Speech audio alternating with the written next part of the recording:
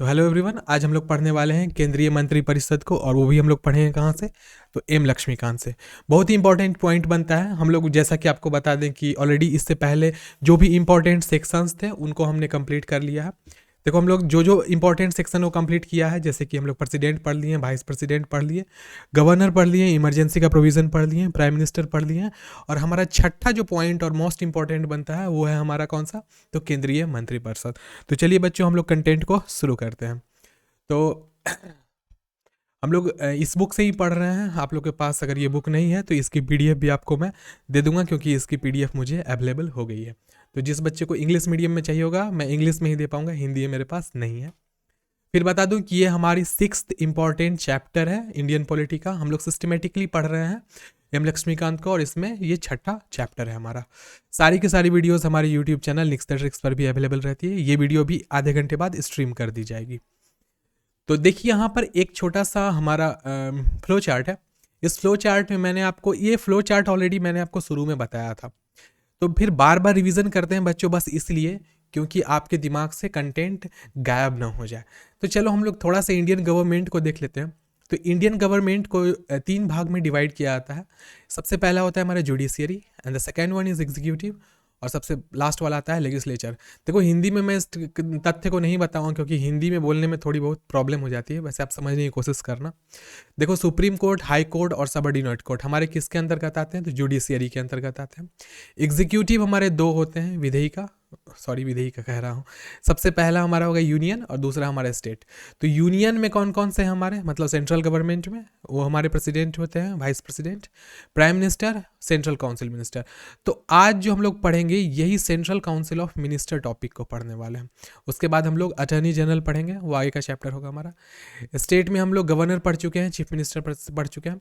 वैसे central council of minister के बाद कोशिश करेंगे हम लोग स्टेट काउंसिल ऑफ मिनिस्टर पढ़ना, क्योंकि ये कंटेंट एक दूसरे से मैच करते चलता है। पहले हमने यूनियन पढ़ा था, अभी हम लोग स्टेट नेक्स्ट वाले कंटेंट में शुरू करेंगे। उसके बाद advocate general of the state, legislature में यूनियन पार्लियामेंट और स्टेट लेजिस्लेचर। तो ये सब को चर्चा हम लोग बाद में करने वाले हैं।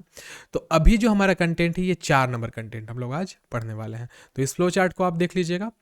पीडीएफ वीडियो की जल्दी ही अवेलेबल करा दी जाएगी, आपको मिल जाएगी इसकी पीडीएफ। तो सबसे पहले हम लोग देखो चैप्टर पढ़ते हैं। तो लोअर लेवल की एग्जामिनेशन में क्या पूछता है और हायर लेवल की एग्जामिनेशन में क्या पूछता है, हम सभी को एक साथ लेकर बच्चों चलते हैं। तो सबसे पहले अगर आप लोअर लेवल का एग्जामिनेशन ग्रुप डी वगैरह दे रहे हो, एसएससी वगैरह दे रहे हो, तो इसमें डायरेक्ट आर्टिकल पूछ देगा, आर्टिकल से रिलेटेड प्रोविजंस पूछेंगे। लेकिन जब हायर लेवल का आप एग्जामिनेशन देखते हैं, जैसे कि बीपीएससी, यूपीएससी, तो उसमें हमको कंटेंट और भी डीप करके पढ़ना पड़ता है। तो there is no any way, कोई इशू नहीं है चीज़ों को पढ़ने में। हर चीज़ों को हम लोग एक लोअर स्टैंडर्ड से लेकर के हायर स्टैंडर्ड तक पढ़ते हैं। तो आर्टिकल 74 से लेकर के 78 तक हम लोग आज के दिन देखेंगे। इसमें जो भी इंपॉर्टेंट बनते हैं मैं सभी को डील करूँगा। तो 74th आर्टिकल क्या कहता है, इसमें काउंसिल ऑफ मिनिस्टर होगा, जो कि क्या करेगा, प्रेसिडेंट को क्या करता है, एडवाइस देता है। देखो, अब काउंसिल ऑफ मिनिस्टर होता किसका है, तो काउंसिल ऑफ मिनिस्टर किनका होगा, तो वो हमारे प्राइम मिनिस्टर का होगा। तो जो भी प्राइम मिनिस्टर होते हैं वो एक मंत्रिमंडल बनाते हैं, और उनके मंत्रिमंडल बनाने के पीछे कारण क्या होता है, तो एक ही कारण होता है कि जो हमारे प्रेसिडेंट हों, राष्ट्रपति हों, वो किसी भी प्रकार का निर्णय वगैरह लें तो एक बार काउंसिल ऑफ मिनिस्टर से जरूर पूछ लें। तो ये हमारा 42वें संविधान संशोधन के बाद इस चीज़ को लाया गया था कि एक काउंसिल ऑफ मिनिस्टर ही बनाया जाएगा, जो कि मतलब इंडिपेंडेंट नहीं होगा। वो होगा क्या, तो ईच अदर पे डिपेंडेंट होगा। ठीक है। उसके बाद आर्टिकल 75 हमारा क्या था, other provision as to minister, कि जो भी मिनिस्टर्स होंगे, जो भी मंत्री होंगे, उनका प्रोविजन क्या होगा, उनके काम क्या होंगे, वो किस प्रकार से काम करेंगे, इंट्रा स्टेट या फिर इन स्टेट। आर्टिकल 77 क्या कहता है, conduct of business of government of India, government of India किस प्रकार से देश में काम करेगी, उस चीज़ को हम लोग आर्टिकल 77 में पढ़ते हैं। और article 78, duties of prime minister as respect to furnishing the formation of presidency, कि प्राइम मिनिस्टर का ड्यूटी क्या क्या होगा किस चीज़ में, तो इन्फॉर्मेशन, जानकारी को देने में किनको, तो प्रेसिडेंट साहब को, कि कौन सी जानकारी किस प्रकार से मंत्रिमंडल से लेकर के किनको दी जाएगी, तो प्रेसिडेंट को दी जाएगी। तो ये हमारे आर्टिकल 78 में। सारी आर्टिकल को हम लोग आगे डिस्कस भी करेंगे एक एक करके, यहाँ पे शॉर्टकट में चीज़ों को बताई गई है। तो चलिए हम लोग आगे कंटेंट को देखते हैं। ये हमारी बुक है, सभी लोग आप इससे कंटेंट पढ़ भी सकते हैं। चलिए हम लोग देखते हैं यहाँ पर क्या, तो भारत में केंद्रीय मंत्रिपरिषद। यहाँ फ्लो चार्ट में एक और चीज़ हम लोग देखते हैं कि काउंसिल ऑफ मिनिस्टर कहाँ पर से शुरू होता है। तो भारत में सबसे पहले फर्स्ट पर्सन हमारे कौन हो जाएंगे, प्रेसिडेंट होंगे। प्रेसिडेंट के बाद हमारे कौन आते हैं, वाइस प्रेसिडेंट आते हैं।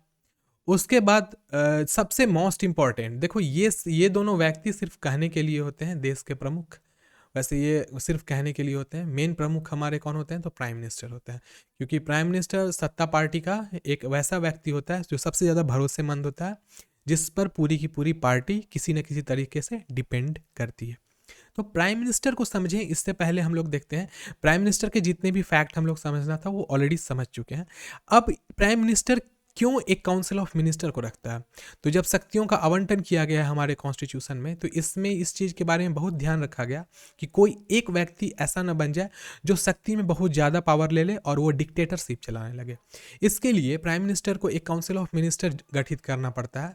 वो मंत्रिमंडल होता है जो रूलिंग पार्टी के मेंबर्स होते हैं, लेकिन प्राइम मिनिस्टर चाहे तो एक ऐसा व्यक्ति को भी चुन सकता है जो रूलिंग पार्टी का नहीं हो, ऑपोजिशन का हो। तो ये भी प्रावधान है, लेकिन प्राइम मिनिस्टर ऐसा करते नहीं हैं। वो जितने भी मेंबर्स को सेलेक्ट करते हैं वो अपने ही पार्टी से करते हैं। और उसमें भी एक और कंडीशन होती है कि जो काउंसिल ऑफ मिनिस्टर होता है वो अलग अलग लेवल का होता है, कैटेगरी का होता है। इसमें कुछ इंपॉर्टेंट मेंबर होते हैं, 10 से 15 मेंबर्स होते हैं। फिर सेकेंड कैटेगरी का होता है, तो वैसे वैसे कैटेगरी बटा हुआ रहता है मिनिस्टर्स का। तो सबसे पहला होता है कैबिनेट मिनिस्टर। कैबिनेट में मोस्ट इंपॉर्टेंट पीपल होते हैं जिनका काम होता है कैबिनेट को देख रेख करना। कैबिनेट में होने वाले जितने भी डिस्कशंस होते हैं या फिर कोई भी निर्णय होता है, ये कैबिनेट से काउंसिल ऑफ मिनिस्टर के द्वारा होता है, लेकिन कैबिनेट वाले उसमें कहते नहीं है कि सबसे ज़्यादा VVIP होते हैं, मतलब वेरी वेरी इंपॉर्टेंट पर्सन होते हैं। उसके बाद उनके होते हैं मिनिस्टर ऑफ स्टेट, फिर डिप्यूटी मिनिस्टर होते हैं, और उसके बाद होते हैं पार्लियामेंट्री सेक्रेटरीज। तो ये जो पोस्ट होता है ये सबसे बॉटम लेवल का होता है और ये सबसे हायर लेवल का पोस्ट होता है। ये लोग इंटरमीडिएटरी होते हैं, ये लोग बीच वाले पोस्ट के होते हैं। तो चलिए हम पोस्ट वाइज तो देख लिए हैं, अब इन चीज़ों को हम लोग ध्यान से देखते हैं। टू से prime minister means that he is the head of the minister. देखो कहने के लिए क्या होता है, समझिएगा इस चीज़ को, कि एक प्राइम मिनिस्टर जो होता है, PM जो होता है, वो कौन होता है, तो वो मिनिस्टरों का, जितने भी नेता होते हैं उनका वो चीफ होता है। तो यहाँ पे कहा भी गया है प्रधानमंत्री, कहने का मतलब ये है कि वो मंत्रियों का प्रधान होता है। तो नाम से ही पता चलता है प्रधानमंत्री, तो मंत्री का प्रधान कौन होगा, तो वैसा व्यक्ति होगा जो रूलिंग पार्टी का होगा। देखो और साथ साथ में क्या होगा, उस व्यक्ति पर मंत्रिमंडल के हर व्यक्ति का भरोसा होना जरूरी होता है। उसके बाद है the minister of whom we hate are all the union council of minister. जिन मंत्रियों का वो प्रधान होता है वो सब केंद्रीय मंत्री परिषद में होते हैं। ये भी बात है कि जो भी व्यक्ति के मतलब जितने भी मेंबर्स होंगे किसी भी पार्टी में, तो उस पार्टी के जितने भी केंद्रीय मंत्री पद होता है उसका वो कौन होता है, तो चीफ होता है। इस चीज़ को मैंने पहले भी ऑलरेडी बताया है। उसके बाद है इन दिस आर्टिकल, ये वाले जो आर्टिकल आज हम लोग जो पढ़ने वाले हैं, we will discuss the central council of minister. तो आज बच्चों हम लोग किस चीज़ को ध्यान रखेंगे, central council of minister, in simple and easy way, बहुत ही आसान तरीके में हम लोग इनको समझने वाले हैं। And understand is various important aspect, और उनके जो भी महत्वपूर्ण पहलू होते हैं उसको भी हम लोग समझेंगे। उसके बाद है to understand this article definitely read till end, आपको अंतिम तक सभी चीज़ों को ध्यान से देखना पड़ेगा, और जो भी रिलेटेड आर्टिकल्स होंगे उसको हम लोग क्या करेंगे, एग्जीक्यूटिव भी करेंगे। ठीक है, तो चलिए हम लोग कंटेंट को आगे देखते हैं। आगे क्या कहा गया है कि सेंट्रल काउंसिल ऑफ मिनिस्टर का यहाँ पर किस प्रकार से डिफिनेशन है, देखिएगा। The central executive consist of president, the vice president, the prime minister, the council of minister and the attorney general. ये बहुत ही इंपॉर्टेंट पॉइंट है, इसको आप अगर नोट्स मिलेगी तो प्रिंट कराना, तो इसको अंडरलाइन करना कि काउंसिल ऑफ मिनिस्टर में मोस्ट इंपॉर्टेंट कौन कौन होते हैं। तो काउंसिल ऑफ मिनिस्टर में सबसे ज़्यादा इंपॉर्टेंट जो फर्स्ट पर्सन होता है वो होता है हमारा राष्ट्रपति। ओके, उसके बाद हमारे कौन आते हैं, उपराष्ट्रपति आते हैं। तो ये दोनों देखा जाए तो एक दूसरे के मतलब अगर राष्ट्रपति नहीं है तो उपराष्ट्रपति काम करेंगे, तो ये दोनों एक टीयर के हो गए, एक ही मतलब टीयर में ये लोग आएंगे। उसके बाद जो मोस्ट इंपॉर्टेंट होगा VP, मतलब समझियो तो ये सिर्फ कहने के लिए इंपॉर्टेंट होते हैं। जब राष्ट्रपति मैंने पढ़ाया था तो मैंने आपको इस चीज़ के बारे में बताया था कि जो राष्ट्रपति होते हैं वो देश के प्रमुख तो होते हैं, लेकिन सिर्फ वो कहने के लिए होते हैं। मेन जो व्यक्ति होता है वो हमारा कौन होता है, प्रधानमंत्री होता है। तो ताज तो इनके पास रहता है लेकिन पावर सारी इनके ही पास होती है। ओके, उसके बाद हमारा आता है मंत्रिपरिषद। तो प्रधानमंत्री होगा, तो प्रधानमंत्री के लिए एक मंत्रिपरिषद का भी गठन किया जाता है। वैसे लोग उस मंत्रिपरिषद में होते हैं जो कौन होते हैं, रूलिंग पार्टी के मेंबर्स होते हैं। उसके बाद है अटॉर्नी जनरल, जिनको हम लोग महान्यायवादी कहते हैं। यह एक अभिन्न अंग है, बहुत ही इंपॉर्टेंट अंग होता है हमारे किसका, तो मंत्रिपरिषद का। उसके बाद क्या कहता है, specially before reading this article, आप इस आर्टिकल को पढ़िएगा पूरा, उससे पहले मैं आपको एक चीज़ बता देता हूँ कि prime minister, because both prime minister and council of minister related to same type of article. तो इसमें कहने का अर्थ ये है कि मंत्रिपरिषद और जितने भी होते हैं हमारे प्राइम मिनिस्टर और उनके मंत्रिपरिषद होते हैं, वो एक विशिष्ट प्रकार से एक दूसरे से जुड़े होते हैं। वो कैसे जुड़े होते हैं, हम लोग पॉइंट नंबर 1 में देखते हैं। हम लोगों ने इस चीज़ को देखा है, we had seen in prime minister's article due to being of parliamentary system. हमारे हिंदुस्तान में क्या चलता है, तो हमारे हिंदुस्तान में पार्लियामेंट्री सिस्टम चलता है, जिसको हम लोग हिंदी में कहते हैं संसदीय व्यवस्था। The prime minister is the real executive here. और सबसे इंपॉर्टेंट, वास्तविक में जो कार्यपालक होता है, वास्तविक में जो नेता होता है, वो कौन होता है हमारा, तो हमारे प्रधानमंत्री होते हैं। But the prime minister is not alone. लेकिन बात आ जाती है यहाँ पे कि प्राइम मिनिस्टर अकेले नहीं होते हैं, वो होते तो हैं लेकिन वो प्रधानमंत्री अकेले नहीं होते हैं। तो उनके साथ कौन होता है, तो उनके साथ होता है एक council of minister and the prime minister is head of all minister. तो प्राइम मिनिस्टर के साथ क्या होगा, एक काउंसिल ऑफ मिनिस्टर होगा, मतलब कि एक मंत्रिमंडल होगा, और उस मंत्रिमंडल के प्राइम मिनिस्टर कौन होंगे, तो अध्यक्ष होंगे, या आप कह सकते हो वह प्रमुख होंगे। So overall the chief executive officer of our political and administration system is council of minister which is headed by prime minister. और इस प्रकार से हम कह सकते हैं कि जो हमारी राजनीतिक और प्रशासनिक व्यवस्था है, उसमें जो मुख्य कार्यकारी होते हैं वो मंत्रिपरिषद होते हैं, जिनका नेतृत्व कौन करते हैं, तो प्राइम मिनिस्टर कहते हैं। अब यहाँ पर एक बात आती है समझने में, आप समझिएगा इस चीज़ को। इतने बड़े से फैक्ट यहाँ पर दिए हुए हैं, इस फैक्ट में आपको जानना क्या है मैं आपको बताता हूँ। देखो, इसको आप अगर ढंग से पढ़ोगे तो आपको तो बातें अच्छी समझ में आ जाएगी, लेकिन आप समझिएगा, अगर हमारी ये इमेजिन करो ये व्यक्ति हमारे कौन है, तो ये हमारे पीएम है, ठीक है। तो पीएम साहब चाहे तो अकेले से कोई भी डिसीजन नहीं दे सकते हैं, ना कोई भी निर्णय ले सकते हैं, ना ही किसी प्रकार का काम कर सकते हैं। इस पीएम को कुछ ऐसे व्यक्ति भी चाहिए होंगे, कुछ एक ग्रुप ऑफ व्यक्ति चाहिए होगा जो इनको इनके डिसीजन में या तो हाँ में हाँ मिलाए या फिर अपने निर्णय को दे सके। तो इस चीज़ के लिए क्या किया जाता है कि एक मंत्री परिषद का, एक मिनिस्ट्री का, एक टीम का गठन किया जाता है। टीम का गठन करना इसलिए भी इंपॉर्टेंट होता है क्योंकि कोई व्यक्ति डिक्टेटर ना बन जाए, पता चलेगा नहीं तो कोरिया वाली स्थिति आ जाएगी, एक ही व्यक्ति जो चाहेगा वो बोलेगा और उसको लोगों को मानना पड़ेगा। तो यहाँ पे लोगों को फीलिंग को देख करके जितने भी एमपीज होते हैं, उन एमपीओं का वो कौन होता है, रूलिंग पार्टी के एमपीओं का चीफ होता है कौन हमारा, तो प्रधानमंत्री होता है। प्रधानमंत्री होते हैं, आदर से बोलना चाहिए। उसके बाद है union council of minister and constitutional provision, मतलब केंद्रीय मंत्रिपरिषद और संवैधानिक प्रावधान। इसको देखिएगा, अब यहाँ पर आती है हमारी सबसे पहली आर्टिकल, आर्टिकल 74। आर्टिकल 74 को ध्यान से देखिएगा तो इसमें क्या क्या मिलेगा। The council of minister is to aid and advise the president, मतलब कि राष्ट्रपति को सहायता के लिए, अब देखिए सहायता मतलब क्या, कोई भी निर्णय दे तो उनके सहायता के लिए और साथ साथ में सलाह देने के लिए एक मंत्री परिषद होता है। लेकिन ये मंत्री परिषद किनका होता है, तो ये मंत्री परिषद हमारे प्राइम मिनिस्टर का होता है। इस मंत्री परिषद के जो चीफ होंगे, मतलब जो राजा होंगे, वो होंगे कौन, हमारे प्राइम मिनिस्टर होंगे। क्योंकि एक और बात मैं आपको बता देता हूँ, क्योंकि प्राइम मिनिस्टर पावरफुल होता है, लेकिन प्राइम मिनिस्टर को कोई चीज़ मतलब फाइनलाइज करने के लिए प्रेसिडेंट की ज़रूरत पड़ती है। तो घूम के जो मंत्री परिषद होंगे वो डायरेक्ट तो कभी भी प्रेसिडेंट से बात नहीं कर सकते, तो बीच में तो कोई एक ऐसा व्यक्ति की ज़रूरत जरूर पड़ेगी जो मंत्री परिषद के मंत्रियों को बात करा सके, किनके साथ, तो प्रेसिडेंट के साथ। तो ये आप एक तरीके से पीएम को आप बीच वाले व्यक्ति कह सकते हो, इमीडिएटर कह सकते हो, जो बात कराता है किनका किनके साथ, तो मंत्री परिषद का प्राइम प्रेसिडेंट के साथ में, ठीक है। अब उसके बाद में आते हैं, हाँ उसके बाद नेक्स्ट हमारे यहाँ पे कहा गया है there are 2 clause in this article which are, अब इसमें दो क्लाउज हैं, दो कारक हैं। कौन कौन से कारक हैं देखिएगा। There shall be a council of minister to be headed by prime minister to aid and advise the president, मतलब राष्ट्रपति को सहायता और सलाह देने के लिए एक मंत्री परिषद होगा जिसकी अध्यक्षता कौन करेंगे, तो प्रधानमंत्री के। मैंने इस चीज़ों को बार बार बताया है, आपको बार बार ये चीज़ सामने मिलेगा क्योंकि ये जो टॉपिक चल रहा है ये मल्टीपल टाइम आपके दिमाग में जाएगा तो सबकॉन्शियस माइंड में चला जाएगा।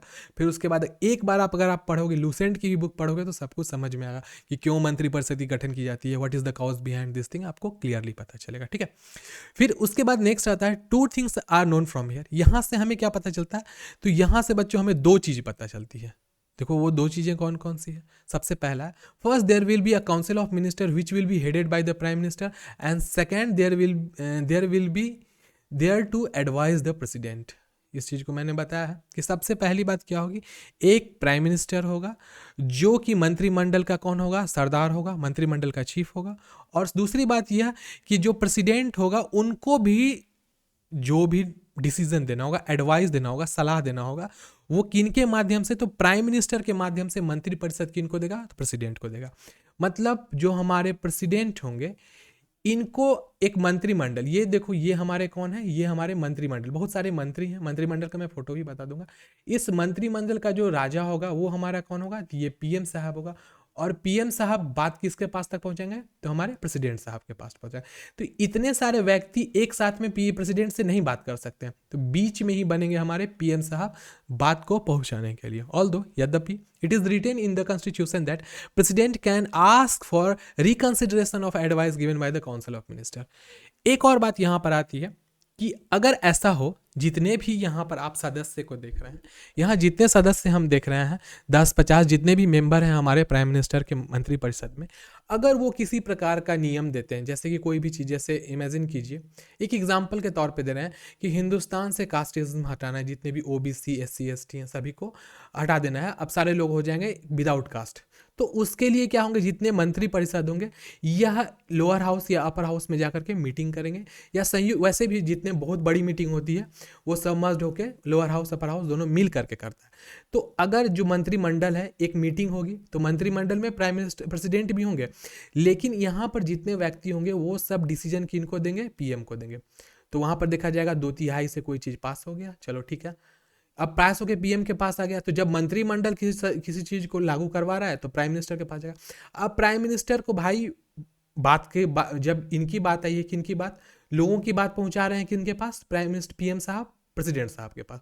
तो प्रेसिडेंट साहब के पास जब बातें गई तो उसके बाद क्या होगा, प्रेसिडेंट साहब को ये चीज ठीक नहीं लगेगा, कास्टिज्म नहीं हटाना है, चलो कास्टिज्म नहीं हटेगा, तो रिकंसिडरेशन के लिए, मतलब पुनः विचार के लिए वो वापस सदन में भेज सकते हैं जो यहाँ से डिसीजन आया। तो इसी चीज को यहाँ पे बताया गया है, हमारे कॉन्स्टिट्यूशन में लिखा हुआ है कि अगर कोई भी बातें, कोई भी सलाह मंत्रिपरिषद के द्वारा अगर राष्ट्रपति तक पहुंचाई गई तो राष्ट्रपति पुनः विचार कर सक के लिए उसको वापस सदन में भेज सकते हैं।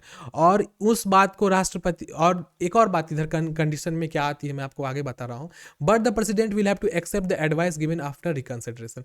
लेकिन अगर वह चीज वापस आई यहाँ पर किनके पास, यहाँ जो मिनिस्टर्स हैं, मंत्रिपरिषद है, उनके पास वापस आई, क्या मतलब रिकंसिडरेशन के लिए, लेकिन रिकंसिडर होकर के फिर से वापस चली गई तो उनको मानना पड़ेगा। लेकिन एक और कंडीशन होती है कि प्रेसिडेंट के पास यहाँ पर वीटो पावर होती है, तो वो वीटो पावर का अपना इस्तेमाल करके उसको चाहें तो निरस्त कर सकते हैं, एक्सटेंड कर सकते हैं, या पॉकेट वीटो में उसको पूरा का पूरा खत्म ही कर सकते हैं। तो ये सब पावर होती है हमारे प्रेसिडेंट के पास, लेकिन वैसा केस जल्दी आता नहीं है। लेकिन फिर एक बात आती है, धन विधेयक जो होता है, अगर वह सदन से पारित होकर के सॉरी वो अगर पारित होकर के चला जाता है हमारे प्रेसिडेंट के पास, तो उसको विदाउट रिकंसिडरेशन प्रेसिडेंट को मानना ही पड़ता है, उस विधेयक को पास करना पड़ता ही है, मनी बिल को, जिसको धन विधेयक भी कहते हैं। काउज नंबर 2 देखिएगा ध्यान में। काउज नंबर 2 आर्टिकल का यह कहता है कि the question shall not be inquired into court of law as to whether the ministers have given any advice to the president, and if not, what. This means that whether or not the council of minister advises the president not only matter, it is subject to inquiry। देखो कहने का अर्थ क्या है, जो अनुच्छेद का जो clause 2 है, कारक 2 है, उसमें यह लिखा हुआ है कि इस प्रश्न की किसी न्यायालय में जांच नहीं की जाएगी कि क्या मंत्रियों ने राष्ट्रपति को सलाह दी, और दी तो क्या दी। कंडीशन क्या है यहाँ पर कि सबसे पहली बात, अगर सदन में कोई सलाह उठ करके हमारे प्रेसिडेंट साहब के पास जाती है। तो उस चीज़ के लिए कोई भी न्यायालय में, सुप्रीम कोर्ट हो, हाई कोर्ट हो, वहाँ पर किसी प्रकार का भी मतलब जांच पड़ताल नहीं करी जाएगी। डायरेक्ट सदन की बात अगर है तो वहाँ पर देखो, हिंदुस्तान में शक्तियाँ इस प्रकार से विभाजित की गई हैं कि कोई मालिक एक व्यक्ति नहीं बन सकता है, इसीलिए। लेकिन यहाँ पर संसद को थोड़े उसके पास ऐसे मतलब उनके पास विशेषाधिकार है कि वो चाहें तो अपने जो भी सलाह मशवरा होते हैं उसके लिए न्यायालय में किसी प्रकार का जांच नहीं हो सकता। देखो, इसका कहने का मतलब यह है कि मंत्रिपरिषद राष्ट्रपति को सलाह देता है या नहीं, इससे फर्क नहीं पड़ता है, क्योंकि ये जांच का विषय नहीं है, कोई जांच इस पर नहीं की जाएगी। और ये बात हमारे कॉन्स्टिट्यूशन में बाकायदा लिखा हुआ है। नेक्स्ट हमारा आता है article 75, other provision as to minister. अब इसमें क्या कहा गया है, there are 6 clauses in this article which are as follows. अब जो आर्टिकल 75 है, आर्टिकल 75, इसके अंतर्गत हमारे कितने क्लाउज हैं, तो इसके अंतर्गत हमारे आ जाते हैं 6 क्लाउज, मतलब 6 इंपॉर्टेंट पॉइंट्स आते हैं। कौन कौन सा है देखिएगा, the prime minister shall be appointed by president. तो प्राइम मिनिस्टर साहब की जो अपॉइंटमेंट होगी, जो नियुक्ति होगी, वो किन के द्वारा होगी, तो हमारे प्रेसिडेंट के द्वारा होगी। ये बात आपको पता है, जब जानते हो इस चीज़ को। And the ministers of the council of ministers shall be appointed by the president on the advice of minister. और जो मंत्रिमंडल होगा उसमें जो भी मिनिस्टर्स की नियुक्ति होगी वो प्राइम मिनिस्टर के कहने पर, मतलब प्राइम मिनिस्टर क्या करेंगे, उस मतलब सलाह देंगे किनको, प्रेसिडेंट को, कि देखिए ये फला फला फला मिनिस्टर है, इनको ये पद दिया जाए, ये मतलब क्षेत्र दिया जाए इनको रूल करने के लिए। तो इस चीज़ के बारे में आपको फिर से मैं बताता हूँ, आप 2 बार इसलिए मैं बता रहा हूँ क्योंकि जिन बच्चों को नहीं समझ में आएगा वो क्लियरली समझे। देखो क्या है इस चीज़ को, मुझे पता है कहाँ पे बच्चे फंस जाते हैं, कहाँ पे इजीली आप समझ सकते हो। देखो, जैसे कि हम आपको बता देते हैं, ये हमारे प्रेसिडेंट हैं। अब ये प्रेसिडेंट है, ये नियुक्ति करेंगे किन की, ये एक व्यक्ति को नियुक्त करेंगे, वो नियुक्ति किन को करेंगे, तो वो प्राइम मिनिस्टर को करेंगे। लेकिन प्राइम मिनिस्टर के हेल्प के लिए एक मंत्रिमंडल होता है, तो मंत्रिमंडल में अगर ए मंत्री हैं, बी मंत्री हैं, सी मंत्री हैं, डी मंत्री हैं, ई मंत्री है, तो इनकी नियुक्ति पीएम नहीं करेगा, इनकी नियुक्ति कौन करेंगे, हमारे प्रेसिडेंट करेंगे। लेकिन किनके सलाह पर, तो पीएम के सलाह पे, क्योंकि इन मंत्रियों का नेता कौन है, पीएम है। लेकिन नेता, अब भाई नेता है, अब एक चीज़ मैं बताता हूँ, जैसे कि सबसे बड़ा जो डिपार्टमेंट हमारा होता है, मैं बताता हूँ, जैसे कि फूड डिपार्टमेंट है, तो फूड डिपार्टमेंट ए को देना है या ई को देना है, ये निर्णय कौन लेंगे, पीएम को। और ये निर्णय किन को देंगे, प्रेसिडेंट को देंगे कि प्रेसिडेंट साहब ए व्यक्ति को ना फूड डिपार्टमेंट दे दो। तो अब आप बोलोगे कि जब मंत्री सारे बराबर होते हैं तो किस प्रकार से एक मंत्री को अच्छा डिपार्टमेंट और एक व्यक्ति को दे देंगे सिंचाई विभाग में, सिंचाई मतलब इरिगेशन। अब बोलेंगे भाई आप एक को दे रहे हो अच्छा वाला डिपार्टमेंट और दूसरे को दे रहे हो छोटा वाला डिपार्टमेंट, ऐसा क्यों कर रहे हो। तो इसके पीछे कंडीशन होती है कि अगर ए नाम का जो नेता है, अगर ये 7 सीट जीत के ला के दे रहा है और डी नाम के नेता हमारे सिर्फ 2 सीट जीत के ला दे रहा है, तो भाई अब 7 सीट जीतने वाला व्यक्ति ज़्यादा पावरफुल होगा ना। पावरफुल किस रूप में होगा, क्योंकि लोगों का, क्योंकि हिंदुस्तान में जो हमारी क्या डेमोक्रेसी चलती है, मतलब जो सरकार चलती है वो लोगों के द्वारा चलती है। तो ए नंबर नेता को ज़्यादा लोग भरोसा कर रहे हैं, अब भरोसा किया तब तो उनको जीता, लेकिन डी नंबर व्यक्ति पर कम भरोसा था। तो जैसे ही उनका भरोसा कम गया तो वो बोलेंगे ठीक है तुम छोटा मंत्रालय ले लो। अगर बाय द वे कोई व्यक्ति बहुत ज़्यादा अच्छा है, मतलब वो अगर बाय द वे, इमेजिन करो ऐसा है तो नहीं, लेकिन मैं एक एग्जाम्पल दे रहा हूँ कि 25 सीट ला के बी नंबर दे दिया, तो भैया इनको फॉरेन डिपार्टमेंट दे दिया जाएगा। अब बोलेंगे फॉरेन डिपार्टमेंट दे रहे हैं तो फॉरेन डिपार्टमेंट में इनको क्या फ़ायदा है। तो देखो, जो डिपार्टमेंट होता है इसकी सैलरी भी डिपार्टमेंट वाइज अलग अलग होती है, और सैलरी साथ में नेताओं को भी पता होता है कि देश में किस प्रकार से कोई भी नेता फ़ायदा के लिए कोई भी काम करते हैं। अब देखो, हर लोग देखो, ये बात सब लोग जानते हैं, पूरी दुनिया में इस बात के हिंदुस्तान भी ये चीज़ प्रूफ कर चुका है कि हमारे यहाँ थोड़ी बहुत करप्शन है। तो उस करप्शन में उनको पता है कि कौन सा डिपार्टमेंट किसको दे तो कम करप्ट वहाँ पे करप्शन हो पाएगा। तो जो व्यक्ति ज़्यादा बदमाशी करता है, जैसे सोचो ई नंबर व्यक्ति को दे दिया गया था एजुकेशन एजुकेशन डिपार्टमेंट, और वो एजुकेशन में क्या किए, बहुत हंगामा खड़ा कर दिए, एसएससी का परीक्षा कैंसिल करवा दिए, ग्रुप डी का परीक्षा का टाइम नहीं आ रहा था, बीपीएससी एक्सटेंड कर गई। तो क्या करेंगे उसमें, वो कोशिश करेंगे ई नंबर को ना अगले बार दे दे ऐसा डिपार्टमेंट, अब इनको खाद मंत्रालय दे देंगे, खाद वाला, खाद जानते हो आप लोग, फर्टिलाइजर मंत्रालय दे देंगे। अब लीजिए, अब इनकी तो ऐसी तैसी हो गई, अब ये बेचारे दुखी में चले जाएंगे, बोलेंगे पिछले साल मैंने 10 करोड़ कमाया था, इस बार तो 1 करोड़ कमाने पर भी मुश्किल है। तो ये सब चीज़ डिसीजन हमारे कौन लेते हैं, तो पीएम साहब लेते हैं। लेकिन ये डिसीजन किनको देते हैं, प्रेसिडेंट को देते हैं कि कौन से व्यक्ति को कौन सा मंत्रालय देना है। तो यही बात थी यहाँ पर। उम्मीद करते हैं आप इस चीज़ को अच्छे से समझ गए होंगे बच्चों। अगर कुछ समझ में नहीं आया तो वीडियो ठीक से देखना, दोबारा फिर से मैं उस कंटेंट को बार बार रिवाइज करते रहता हूँ। अब देखो बच्चों, यहाँ पे हमारा यूनियन काउंसिल ऑफ मिनिस्टर है। अब यहाँ पर जितने भी व्यक्ति हैं ये सभी के सभी हमारे नरेंद्र मोदी साहब। देखो हमारे सेंटर में यहाँ पे कौन खड़े हैं, तो ये हमारे मोदी साहब हैं। और यहाँ पर मोदी साहब के जस्ट लेफ्ट में ये कौन है हमारे, तो रामनाथ कोविंद साहब है। आप देख रहे होंगे यहाँ पे कौन है, तो आप देख सकते हो, अब इनके बारे में नहीं बोलेंगे हम ज़्यादा कुछ, ठीक है, आप समझ रहे होगे। तो यहाँ पर देखिए, यहाँ पे वेंकैया नायडू हैं। यहाँ पे कौन है हमारे, तो राजनाथ सिंह है। यहाँ पे कौन है, तो ये हमारे रामविलास पासवान है। तो आप देख सकते हो ये इनका नाम अमित शाह है, ठीक है। अब इनके बारे में ज़्यादा नहीं बोलूँगा, छोड़िए, मैं किसी भी नेता के बारे में बुराई नहीं करना चाहता हूँ। जितने भी लोग होते हैं अच्छे होते हैं, सब व्यक्ति का थोड़ा ना थोड़ा डार्क साइड होता है। तो देखो नेता, देखो जो भी आदमी, एक बात मैं बता दे रहा हूँ, कुछ थोड़ा फेमस हो जाता है तो लोग 4 लोग उनको बदनाम करने ज़रूर चले जाते हैं। मैंने इस चीज़ को अपने लाइफ में बहुत अच्छे से फेस किया है। मैंने देखा भी है कि लोग फटाक से उंगली उठा जाते हैं कि ये आदमी गलत है। अब मेरी अच्छाइयों को भी तो थोड़ा बहुत देखो, तो इन्होंने अच्छा भी किया है, लेकिन ये लोग कुछ गलत भी कर देते हैं। तो सोच सकते हो, किसी के फीलिंग को आहत करेंगे तो वो तो बहुत दुखी होगा ना। तो इनसे बहुत सारे लोग दुखी भी हैं। तो आप देख रहे हो, अब बोलोगे कि ये सर एक चीज़ बताओ आप मुझे कि ये जो मंत्रिमंडल के मेन नेता थे यहीं पर है, और सब नेता को तो मैं नहीं जानता। बहुत सारे नेता यहाँ पे आपको दिखेंगे जिनमें आप उनका नाम भी नहीं जानते होंगे। मैं आपको बता दे रहा हूँ, क्या आप इस नेता का नाम जानते हैं, आप नहीं जानते हैं। क्या इनका नाम, हाँ ये स्मृति ईरानी है, इनको भी आप जानते होंगे। फिर मैं बोलता हूँ ये नेता को, हाँ ये वाले तो बिहार वाले नेता हैं, कहाँ के हैं, तो इस नेता का नाम आप बताना, ये बिहार के नेता है। कहाँ के नेता बताता हूँ, ये हमारे बरौनी बेगूसराय के जो है, बेगूसराय के बीजेपी के मेंबर है। इनका नाम क्या है मैं भूल रहा हूँ, कन्हैया के अगेंस्ट में ये खड़े हुए थे। इन सर का नाम क्या है, कोई बच्चे बता सकते हैं बेगूसराय वाले, क्या नाम है उनका जी? गिरिराज सिंह। ओके, हाँ गिरिराज सिंह है, सॉरी जी। तो देखो मैं इनका नाम मिस कर गया था बच्चों। तो कुछ नेता ऐसे होते हैं जो हमारे घर के आसपास वाले हैं, तो उनके बारे में पता रहेगा, नॉर्मली हम लोग नहीं जानते हैं। लेकिन जो मंत्रिमंडल के जो चीफ मेंबर्स होते हैं, जो समझो तो काउंसिल ऑफ मिनिस्टर में एकदम टॉप मोस्ट का कैडर के होते हैं, वो प्रेसिडेंट के आसपास रहते हैं। और ये दोनों व्यक्ति तो आपको पता होगा, ये दोनों तो होल एंड सोल होता है पूरे नेशन का। तो ये रहा हमारा मंत्रिमंडल। अगर इसमें बहुत सारे नाम, नेताओं के नाम आपको पता होंगे तो अच्छी बात है। मुझे सबका नाम पता भी नहीं है, कुछ फेमस लोग को जानते हैं जो ऑलरेडी टीवी वगैरह में फेमस रहते हैं। चलो ठीक है, हम लोग नेक्स्ट कंटेंट को देखते हैं।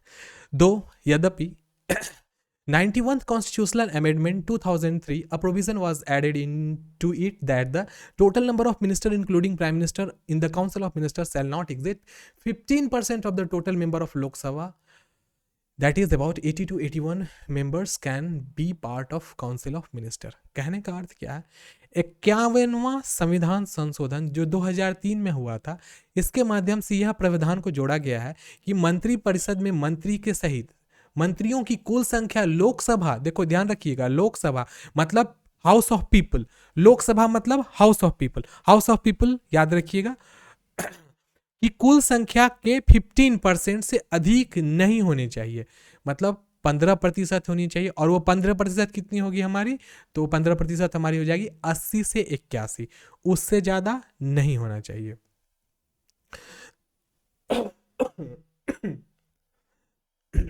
तो सदस्य की ही मंत्रिपरिषद का हिस्सा हो सकता है। तो अब बोलिएगा कि और सब नेता क्या करेंगे, तो और सब नेता सपोर्टिंग नेता होते हैं, उन लोगों को मंत्रिपरिषद का हिस्सा नहीं मिलता, लेकिन वो लोग मेंबर ऑफ पार्लियामेंट के रूप में काम करते हैं। और ये 80 से 81 मेंबर वैसे होते हैं जो दिग्गज नेता होते हैं, उन्हीं को यह मतलब मंत्रिमंडल में शामिल किया जाता है और मंत्रिपरिषद के वो हिस्सा होते हैं।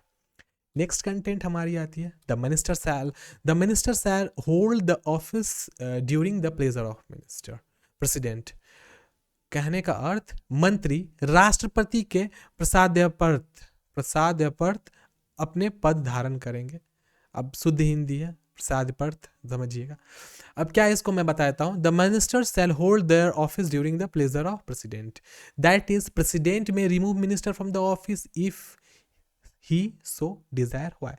अब यहाँ पर एक क्वेश्चन आता है, कहने का अर्थ क्या है, यानी कि राष्ट्रपति चाहें तो मंत्रियों को अपने पद से हटा सकते हैं। मतलब मंत्री को पद से हटाना है तो इसका काम पीएम का नहीं होगा, इसका काम होगा राष्ट्रपति का। वो कैसे हटाते हैं इस चीज को हम आपको डिटेल में समझाते हैं, समझिएगा। जैसा कि हम जानते हैं, as we know the president can appoint only those person who are recommended by prime minister. सबसे पहली बात कि वो जो 80 से 81 मेंबर बच्चे होंगे वो कौन होंगे, उनको कौन सिफारिश करेगा उनके लिए कि भाई इनको नेता बनाओ, तो वो करेंगे हमारे कौन, तो हमारे मोदी साहब। यही वो व्यक्ति हैं जो सिफारिश करेंगे यहाँ से यहाँ तक जितने मेंबर्स आप देख रहे हो, ये सारे के सारे मेंबर्स ही उस 80 से 81 मेंबर में के लिस्ट में होंगे। यह चीज हमारे मोदी साहब डिसाइड करेंगे। और यह किनको बताएंगे, तो ये हमारे प्रेसिडेंट साहब जो हमारे कोविंद साहब हैं इनको बताएंगे। लेकिन कोविंद साहब चाहेंगे तो किसी भी व्यक्ति को क्या कर सकते हैं, तो वो पद से हटा सकते हैं। अब पद से हटाएंगे किस प्रकार से, अब उसकी सिफारिश कौन करेगा, तो उसकी सिफारिश करेंगे हमारे प्रधानमंत्री। और प्रधानमंत्री चूंकि केंद्रीय परिषद का अध्यक्ष होता है, आपको ही पता होगा इस चीज की कि मिनिस्टर यहाँ पर क्या है कि prime minister is the head of union council of minister. The prime minister can if so desire ask the minister to resign और प्रेसिडेंट टू डिसमिस इट। अब देखो यहाँ पर क्या कंडीशन होती है, हटाने का काम भी कौन करेंगे, हमारे रामनाथ कोविंद साहब करेंगे। लेकिन हटाने के लिए भी कौन डिसीजन देंगे, तो हमारे मोदी साहब ही बोलेंगे इनको, किनको, तो हमारे राष्ट्रपति को, कि ये फला जो व्यक्ति है, ये जो व्यक्ति को देख रहे हो जिनका चेहरा नहीं दिख रहा है, अब इनको हटाना है क्योंकि इन्होंने बहुत ज़्यादा कुछ गलत कर दिया, बहुत ज़्यादा पैसा खा गए या फिर उनके ऊपर लांछना लग गया। अब देखो पार्टी में कभी कभार आपने देखा होगा कि कोई व्यक्ति है वो बहुत बड़े स्कैंडल में फंस गया, और स्कैंडल में फंसा, जैसे ही उसके ऊपर उंगली उठा वो व्यक्ति कल को न्यूज़ में आ जाता है सामने, मतलब कोई भी न्यूज़ मीडिया के सामने में, और कहता है क्या कि मैं इस्तीफा दे रहा हूँ। तो भैया वो इस्तीफा जो दे रहे हैं वो अपने मन से नहीं देते हैं, उसके लिए प्राइम मिनिस्टर उसको कहते हैं कि देखिए आपको तो हटना पड़ेगा किसी न किसी तरह, और आपको तो ज़बरदस्ती हटाया नहीं जा सकता। अब ये बच्चे का तो खेल नहीं है कि चलो भाई अब तुम बदमाशी की चोट लगा दी हो तो चलो खेल से निकाल देते हैं, ऐसा नहीं होता। ये लोग मतलब ल्यूरेट्स होते हैं, ज्ञानी होते हैं, और बहुत ज़्यादा मतलब उच्च कोटि के लोग होते हैं। उच्च कोटि का लोग कहने का मतलब कि लोगों के द्वारा ये बनाए जाते हैं। ये नेता की कोई वैल्यू नहीं है, याद रखिए, क्योंकि हिंदुस्तान डेमोक्रेटिक है। डेमोक्रेटिक कहने का मतलब क्या, यहाँ पे जो लोग चुना जाएगा वह लोगों के द्वारा चुना जाएगा। और लोग जैसे कि 10 लोग किसी के फॉलोअर हैं, जस्ट इमेजिन कीजिए मैं एक व्यक्ति हूँ और मेरे यहाँ पे 10 स्टूडेंट हैं, ये 10 बच्चे मुझे फॉलो कर रहे हैं, दैट्स मीन उनके लिए तो मैं इंपॉर्टेंट हूँ ना। तो यहाँ पर बात वही आ जाती है कि लोगों को हटाना है, और अगर बाय द वे किसी व्यक्ति को हटाना है, ये जो पीछे जो नहीं दिख रहे हैं इनको हटाना है, तो इनको हटाने के लिए डिसीजन कौन देंगे, तो हमारे पीएम देंगे। किनको, प्रेसिडेंट को। अब प्रेसिडेंट साहब एक फॉर्मल बात कहेंगे कि देखिए श्रीमान अब आप पद त्याग कर दीजिए, आपने ये स्कैंडल किया, आपने ये घोटाला किया, अब तो आपको छोड़ना पड़ेगा। तो इस चीज़ के लिए जो होता है त्यागपत्र देने के लिए मांग करते हैं, वो हमारे कौन करते हैं, तो प्रेसिडेंट करते हैं। लेकिन किन के सिफारिश पे, तो पीएम के सिफारिश पे, ठीक है। The council of minister is working during the pressure of president. और अगर प्रेसिडेंट साहब नहीं है तो पूरा काउंसिल ऑफ मिनिस्टर क्या करता है, उनके लिए काम करता है। So the president can remove that minister from office.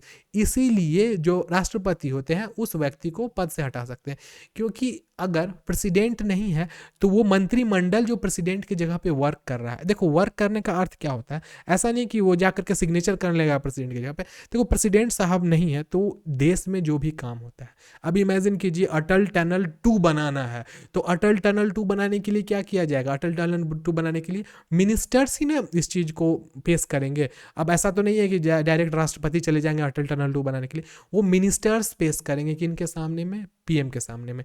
लेकिन जो मिनिस्टर्स होंगे वो मिनिस्टर कहीं ना कहीं तो लोग से ही ना जुड़े हुए हैं। अटल टनल किसके लिए बन रही है, लोगों के लिए बन रही है। तो वहां पे प्रेसिडेंट का काम एक तरीके से देखा जाए तो पूरी मंत्रिमंडल करती है, और प्रेसिडेंट साहब इसीलिए किसी भी व्यक्ति को चाहे तो वो आसानी से हटा सकते हैं।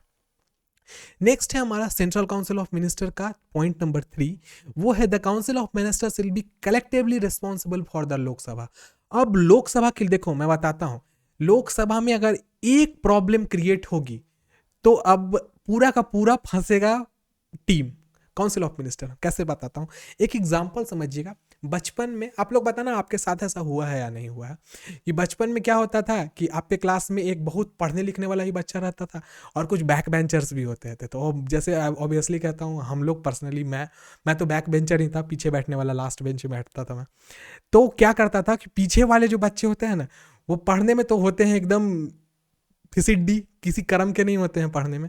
और जो बच्चे होंगे उनको बुरा नहीं लगाना जी, हो सकता है कुछ बच्चे पीछे बैठ के पढ़ते, लेकिन मैं पर्सनली कहता हूँ मुझे पढ़ाई लिखाई से कोई मतलब नहीं था, तो पीछे बैठता था। तो कोई भी बदमाशी होती थी, बेंच दीवार में लड़ा दिए, किसी को एक लात लगा दिए नीचे से, ढन ढन डेस्क बजा दिए, तो उसके कारण पूरे के पूरे क्लास को पिटाई लगती थी, ना कि सिर्फ मुझे लगती थी। अब टीचर कोई, अब देखो बदमाश है क्लासरूम में, पूरा चल रहा है समझो, तो एक तरीके से डिक्टेटरशिप चलता था 5-6 लड़कों का। तो उसमें क्या होता था कि बदमाशी हम लोग किए तो हमारे अगेंस्ट भी क्लास में कोई नहीं बोल सकता है, कि अगर बोलेंगे तो पता चलेगा कि पीट देगा, अगले दिन कुछ ना कुछ प्रॉब्लम फंसा देगा, क्लास में ना बच जाएंगे, स्कूल में ना बच जाएंगे, बाहर पता चलेगा रोक करके साइकिल 2-4 चमाट दे दिया, तो क्या करेंगे। तो उस केस में क्या होता था कि उधर से आते थे हमारे जो स्कूल के टीचर होते थे या क्लास टीचर होते थे या प्रिंसिपल होते थे, वो सबको पीट देते थे। तो वहाँ पर देखिएगा जो काउंसिल ऑफ मिनिस्टर होता है, तो काउंसिल ऑफ मिनिस्टर क्या हुआ, वो हम आप बच्चे हैं और उसमें कोई अच्छा नेता भी है, तो ए नेता बहुत अच्छा है और जेड नेता बहुत खराब है, तो बहुत सोचो बहुत खराब वाले नेता मैं हो गया और ए नंबर नेता कोई और है, जैसे कि 1 नंबर नेता हमारे कृष्ण सर हो गए। तो भाई बदमाशी किया मैंने, लेकिन पिटाई तो सबको लगेगी भाई, ए से लेकर के जेड तक को। तो वही कहने का अर्थ होता है कि काउंसिल ऑफ मिनिस्टर जो होता है बच्चों, वो कलेक्टिवली रिस्पॉन्सिबल होता है किस चीज़ के लिए, लोकसभा में। तो पूरे लोकसभा मतलब हमारा क्लास, तो क्लास में कोई भी गड़बड़ी होगी, अगर क्लासरूम में मोबाइल भी चोरी हो गया तो उसके लिए पूरा क्लास दोषी भाई, वो चोर दोषी नहीं, चोर पकड़ा गया तो ठीक है, नहीं पकड़ा गया तो कोई बात नहीं, पूरा क्लास दोषी, पूरे क्लास को 10-10 रुपये का फाइन लगेगा। तो कंडीशन ये होती है कि मंत्रिमंडल का सामूहिक रूप से लोकसभा के प्रति उत्तरदायी होना।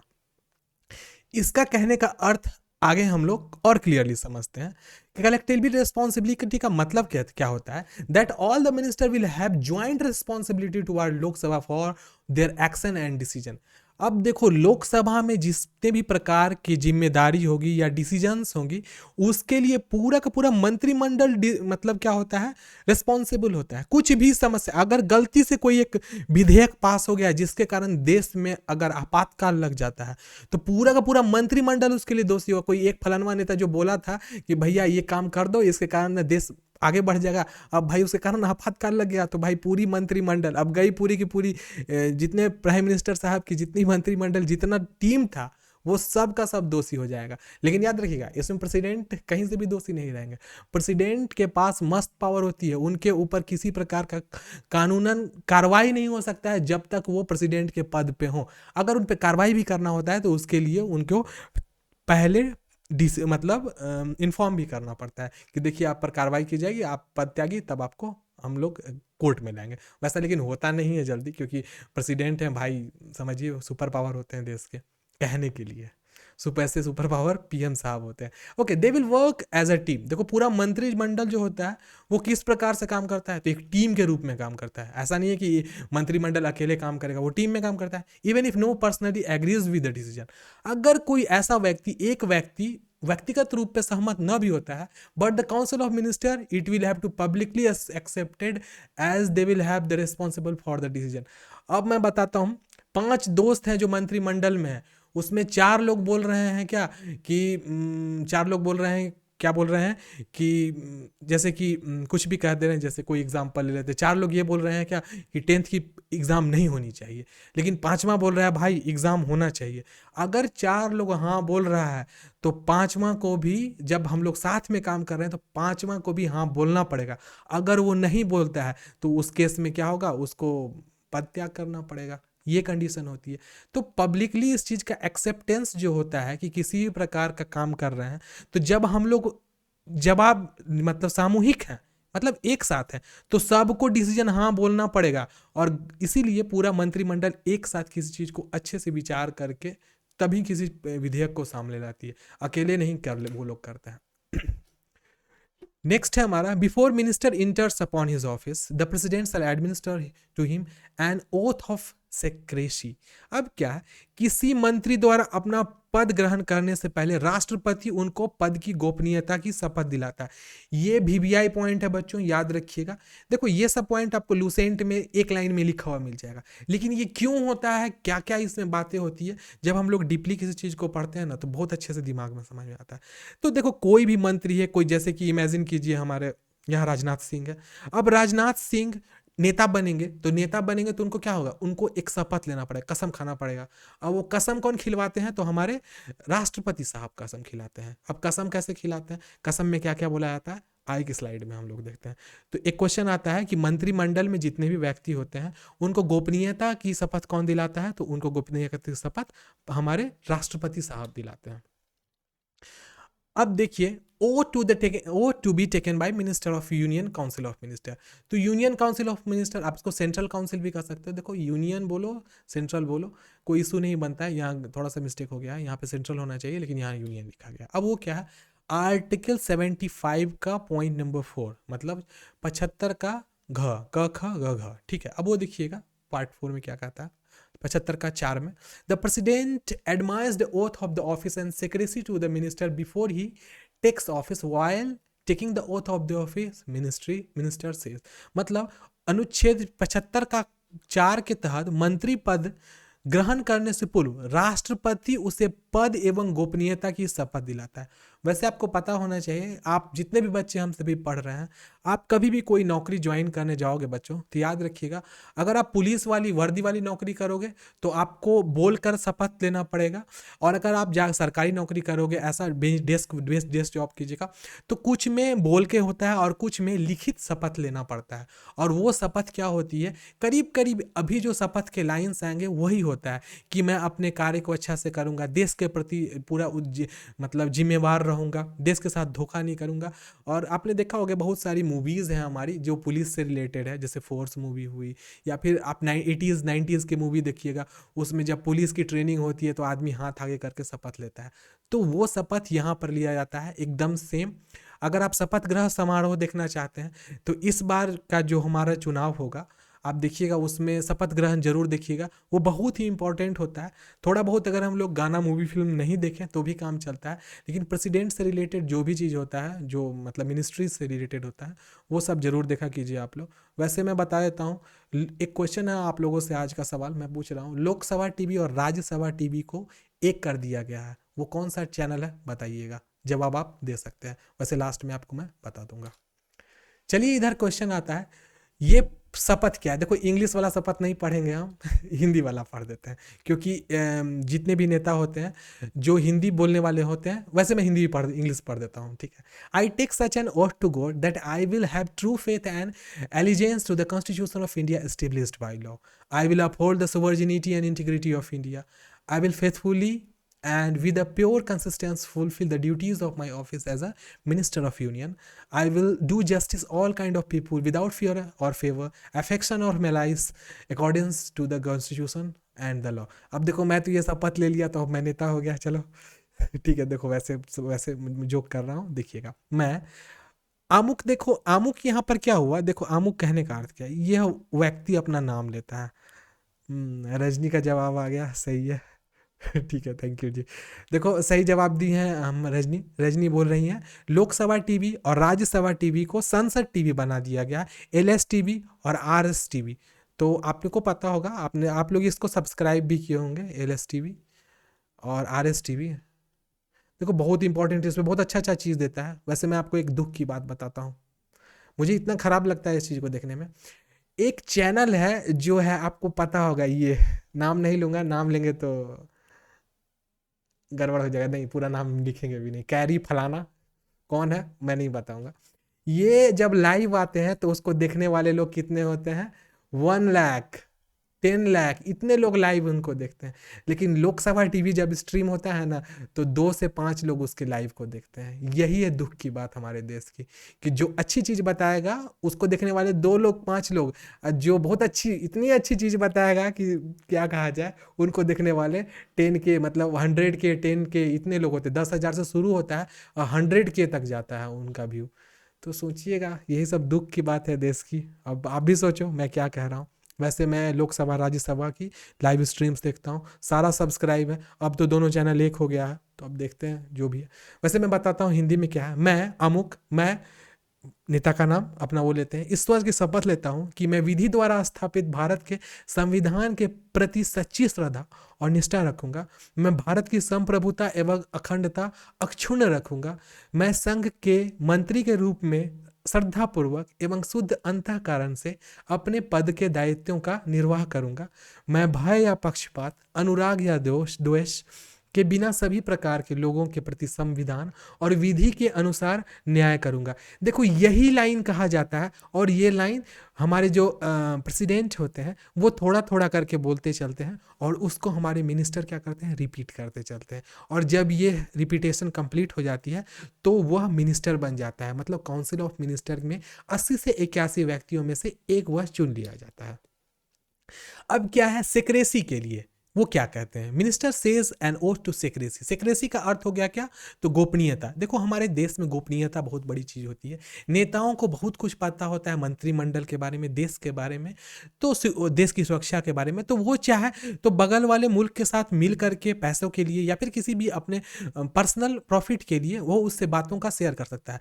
लेकिन फिर भी वो कसम खाता है। वो कसम क्या खाता है, आई so and so. So and so का मतलब मैं वह व्यक्ति, मतलब अमुक व्यक्ति, मैं फलनवा कुमार कह सकते हो। I swear by God that the matter which shall be brought to my consideration or shall be known to me shall be passed on to any person or persons except as may be required for the due discharge of my duties as such ministers directly or indirectly.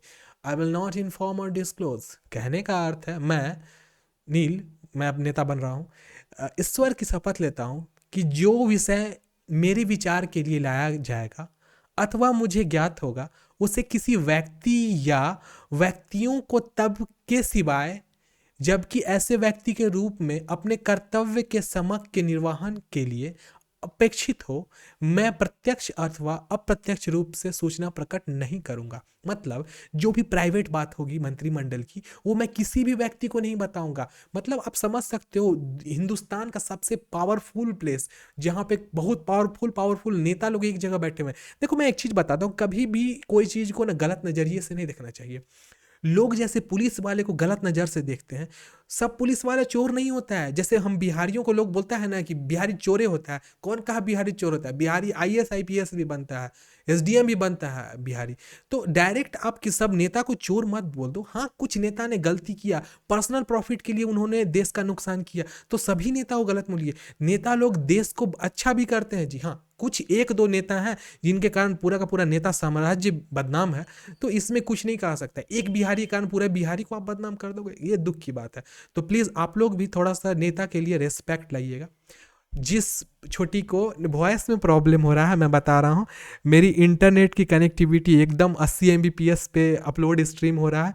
YouTube में भी content, YouTube देख लेते हैं, हाँ YouTube में भी video stream हो रही है। अगर आपको वॉइस की प्रॉब्लम है तो आप एक बार क्लास से बाहर चली जाओ और फिर क्लास में एंट्री करो, that will be perfect. Okay बच्चों, चलिए हम लोग आपको देखते हैं आगे। आगे क्या है, नेक्स्ट हमारा आता है काउंसिल ऑफ मिनिस्टर का। नेक्स्ट आता है फैक्ट टू रिमेंबर। किन तथ्यों को हम लोग याद रखेंगे? सबसे पहला, in addition to the 2 oaths mentioned above, ऊपर जो 2 शपथ लिए गए हैं उसके लिए मैं आपको एक बात बता देता हूं। A minister also take 2 other oath, 2 ठो और वो शपथ लेता है। One at the time of filling nomination paper for contesting election and the other as member of the house which is taken before presiding officer. अब presiding officer कौन होता है मैं आपको बताया, वो पीठासीन पदाधिकारी होता है। देखो मैं बताता हूँ, नेता से तो नीचे ही होते हैं पीठासीन पदाधिकारी, लेकिन आपको मैं एक बात बता देता हूँ, आप याद रखिएगा। जैसे IAS IPS होते हैं, तो IAS IPS एक वीडियो मैंने देखा था, मोदी साहब का था। देखो मोदी तो है सुपर पावर बंदा है देश का, मोदी साहब हैं, लेकिन फिर भी अगर किसी IAS से वो मिलने जाते हैं तो विश्वास कीजिएगा उस IAS के सामने वो हाथ जोड़े हुए थे। मैं देख करके मोदी के लिए मेरे दिल में बहुत रेस्पेक्ट बढ़ गया, क्योंकि वो एक IAS जो हमारे क्लास में भी बच्चे हैं, आप भी IAS बन सकते हो बच्चों।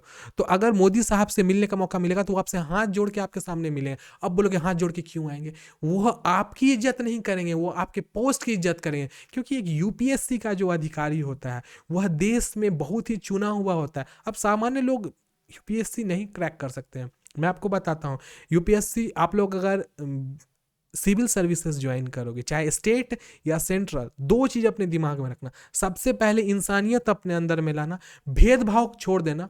देखो इंसानियत आएगी तो भेदभाव छूट जाएगा, जाति धर्म छूट जाएगा, किसी को आप नीचा दिखाना छूट जाओगे, सबके लिए रिस्पेक्ट बनेगा, तभी आप आईएएस बन सकते हो, आईपीएस बन सकते हो। मन में भेदभाव रहेगा ना तो जिंदगी में कभी आईएएस क्या, एक तो ग्रुप डी नहीं निकलेगा। मैं बता देता हूँ, मैंने बहुत सारे लोगों को देखता है एक दूसरे से जलते हैं, किसी को भी गलत कुछ बोल देता है। देखो हर दिन होता है। अब एक आज की ही बात बता देते हैं, एक व्यक्ति को कोई आदमी है, उन्होंने जाकर के बोला कोई चीज़, मतलब वो छोटा मोटा काम करने वाले थे, वो फटाक से उल्टा जवाब दे दिया। अरे भाई तुम बराबर भी नहीं हो उसके, लेकिन उल्टा बोले इसलिए तो तुम सड़क पे हो आज, और वो व्यक्ति कहाँ है तुम सोच भी नहीं सकते हो। तो हमेशा याद रखिएगा, एक विशिष्ट पद लेने के लिए आपको विशिष्ट अंदर से बनना पड़ेगा। सिर्फ पढ़ाई के ज्ञान से सब कुछ नहीं होता है, थोड़ा सामाजिक भी बनना पड़ता है। समाज में कैसे लोग आगे बढ़ते हैं, तो आईएएस कैसे आप बनोगे? आईएएस तब बनोगे जब आप इंसान बनोगे, अदरवाइज कभी हो ही नहीं सकता है।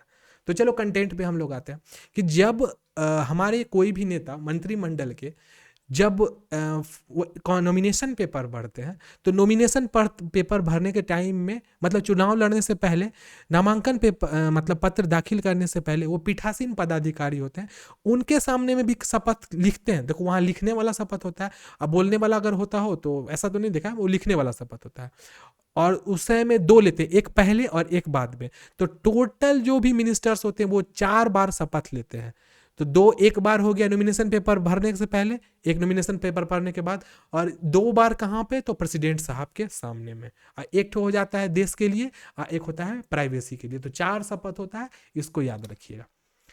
अब नेक्स्ट है हमारा, nothing has been said about deputy prime minister. अब देखो डिप्टी प्राइम मिनिस्टर होते हैं, उनके बारे में हमारे कॉन्स्टिट्यूशन में कुछ नहीं कहा गया है। That is why when Devi Lal took oath as deputy prime minister in 1990 it was challenged in the court. अब देखो सबके लिए तो नियम आ गए, लेकिन हमारे जो उप प्रधानमंत्री होते हैं इनके बारे में किसी भी चीज़ के लिए नहीं कहा गया है। अब उप प्रधानमंत्री क्या होते हैं, मैं इस चीज़ को भी आपको बताऊंगा, वैसे अभी टाइम होने वाला है, मैं बता दूंगा उसके बारे में भी क्या है। उसकी भी एक छोटी सी एक ट्री है, मैं फ्लो चार्ट बना के आपको अच्छे से बताऊं कैसे सिलेक्शन होता है, क्या होता है। तो क्या हुआ था, देवीलाल जब डिप्टी प्राइम मिनिस्टर बने थे 1990 में, तो उस समय में उनकी शपथता के लिए ना न्यायालय में एक चुनौती दे दी गई थी कि यह असंवैधानिक है। It was challenge in court on the grounds that it is unconstitutional because there is no provision in the constitution regarding. अब देखिए पूरे कॉन्स्टिट्यूशन में, संविधान में उप प्रधानमंत्री के लिए किसी भी प्रकार का नियम कानून नहीं है, इसीलिए उसको असंवैधानिक घोषित कर दिया गया। उसके बाद क्या हुआ कि but the interesting thing is that court uphold the oath. अब इसके बारे में क्या हुआ, लेकिन दिस कोर्ट, न्यायालय जो है, जो हमारे देश का सबसे मतलब देखा जाए तो पावरफुल एक इकाई है, वो क्या क्या इस शपथ को वैध ठहरा दिया। अब बोल दिया भाई ये सही है। That is now if anyone wants to become deputy prime minister then he can become. इसीलिए जो भी व्यक्ति चाहे डिप्टी पीएम बन सकता है। अब आपको मैं बताता हूँ डिप्टी पीएम की कंडीशन क्या होती है। देखो मैं अभी अगर क्लियर करूंगा तो गड़बड़ हो जाएगा, वैसे मैं थोड़ा सा बताता हूँ। देखिए पीएम साहब ऑलरेडी पावरफुल हैं, और पीएम साहब का एक मंत्रिमंडल है जो ऑलरेडी क्या कर रहा है, सभी प्रॉब्लम को डायरेक्ट पीएम के पास छोड़ रहा है। अब पीएम अगर नहीं है तो मंत्रिमंडल संभालता है। तो डिप्टी पीएम एक्चुअली सिर्फ कहने के लिए हो जाते हैं, उनका पावर ओवर कुछ नहीं होता है, क्योंकि मंत्रिमंडल संभालने के लिए, जैसे पीएम गायब तो मंत्रिमंडल पूरा संभालने लगेगा, मंत्रिमंडल मतलब पीएम के पोस्ट को। तो कंडीशन यहाँ पे आती है कि शक्तियों का जो आवंटन हुआ है वो इस प्रकार से ना अलग अलग कर दिया है कि अब कोई एक व्यक्ति पावरफुल हो ही नहीं सकता। जो हमारे डिप्टी पीएम जो होते हैं, अब वो बोलिएगा कि इस काम में अगर हमारे पीएम की मौत हो जाए, खुदा न करते भगवान न करे ऐसा हो, हमारे पीएम की उम्र लंबी हो, मैं बताऊँ अगर उनकी डेथ हो जाती है या उनको कोई किडनैप करके लेके चला गया, वो देश से बाहर चले गए, किडनैप कर लिया उनको कोई, तो देश बिना सत्ता के नहीं रह सकता है। तो उस सत्ता के नहीं रहने के टाइम में डिप्टी पीएम काम करेंगे, लेकिन वो सिर्फ डिप्टी पीएम होंगे, जितने भी डिसीजंस होंगे मंत्रिमंडल के द्वारा लिया जाएगा।